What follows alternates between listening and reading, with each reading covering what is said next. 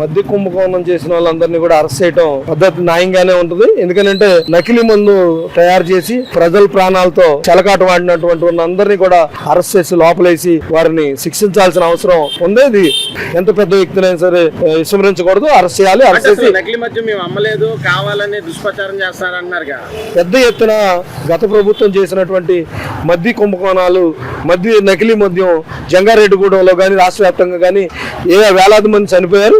నకిలీ మద్యం జరగలేదు అంటున్నారు కదా. ఎందుకు జరగలేదు? జరగకుండా అనేక రోగాలు వచ్చి రకరకాల జబ్బులతో నకిలీ మద్యం వల్ల అనేక ఇబ్బందులు పడుతున్నటువంటి రాష్ట్రంలో చాలా మంది ప్రజలు మేము చూస్తున్నాం, దగ్గరగా చూస్తున్నాం. మేమైతే చాలా మందిని చూస్తున్నాం. ఆ విధంగా మద్యం తాగి నకిలీ మద్యం తాగి చచ్చిపోయినట్టుగా రాష్ట్ర వ్యాప్తంగా కానీ విజయవాడ నగరంలో కానీ చూసాం. మిథున్ రెడ్డి తప్పు చేయలేదు అంటున్నారుగా. మిథున్ రెడ్డి తప్పు చేయలేదని ఎలా కుదిరిద్ది? ఖచ్చితంగా ఆ రోజు డిజిటల్ పేమెంట్లు లేకుండా, అలానే ఫోన్ పేలు లేకుండా క్యాష్ తోనే మద్యం తీసుకున్నారు.